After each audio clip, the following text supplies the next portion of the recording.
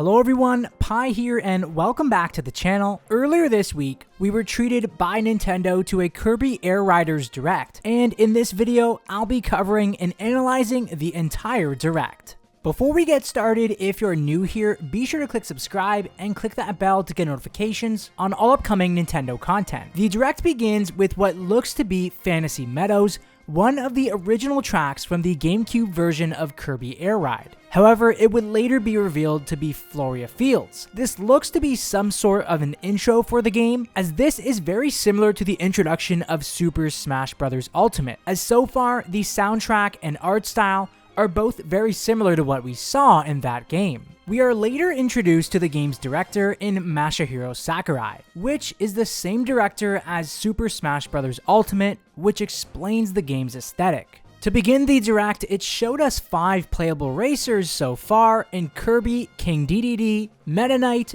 Bandana Waddle Dee, and Chef Kawasaki as a new character. This area and all the characters being introduced specifically reminded me of new characters being unlocked in Super Smash Bros. Ultimate, and it's later revealed in the Direct that the game's developer is Bandai Namco, which is the same company that worked on Super Smash Bros. Ultimate. In the GameCube version, Kirby was basically the only rider. However, this time around, you have multiple characters to choose from. We are then treated to some gameplay footage of the game. We were then introduced to the game's mechanics, as they're pretty much the same from the original, with the machines floating just a little bit above the ground. We're also introduced to steering techniques, drift controls, and a charge acceleration option. The game features a lessons mode, which looks like it will have lots of options to truly master the techniques of Kirby Air Riders, as the previous game was a little confusing at times. Later, the Shadow Star, the Paper Star, the Bulk Star, and the Swerve Star were all featured as returning machines. But we were also introduced to a few new machines in the Chariot, which is a two-wheeled machine that is designed to handle well, especially around sharp corners, and Tank Star, that is a fast-paced durability machine. More new characters were later introduced in the Direct, which is a bit odd, as I felt that Nintendo could have added this all in one shot,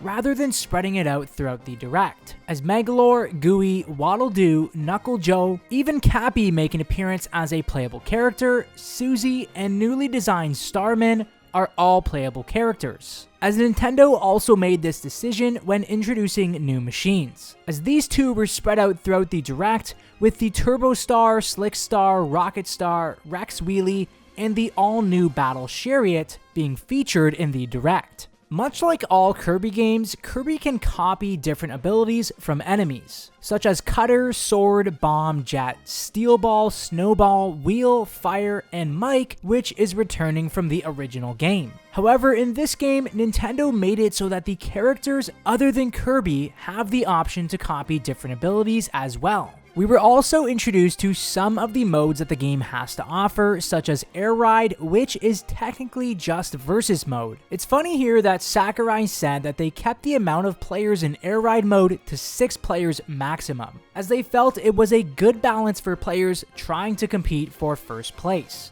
which is hilarious in hindsight when we look back on Mario Kart World and see that they decided to include 24 racers to compete for first place. And Sakurai actually said that it gets too messy. We do see some gameplay footage in Air Ride mode, and it's here where we see just how beautiful Kirby Air Riders is, as the frames are flawless, as Kirby is seen traveling insanely fast throughout the Whirlpool waters. Next, in the Direct, Sakurai covered the tracks within the game, as we were introduced to the all-new Floria Fields, a grassy field surrounded by flowers, Cavernous Corners, a crystal cave mine, Siberian Highway, a futuristic world and highway surrounded by buildings, and Mount Amber Falls, a scenic ride down a mountain that has you traveling through different seasons. But the biggest draw for Kirby fans and this Direct was the introduction of City Trial, an open world that would allow you to collect power-ups, later to be used in multiple minigames, almost like Kirby's version of Mario Party. Here in Kirby Air Riders, it's reimagined and designed to be the all-new floating island in Skya. Here, there's multiple POIs to explore on the ground or in the sky, and we later learned that up to 16 players can play in City Trial together. After this, Sakurai went over more details about City Trial, like the stadiums that are basically some of the minigames that will be available as an option to play, and more gameplay footage of Sakurai playing Air Riders. And that's pretty much it, as the Direct displayed the game's main theme song synced with some of the footage from the game. And we were treated to this mysterious character at the very end of the Direct, who rides off into the desert, as this character looked a lot like Dark Matter, who first made their initial appearance in Kirby's Dream Land 2. All in all, the Direct was good, and it was exciting to see some footage from the game itself. However, it's a questionable decision by Nintendo to bring this game back,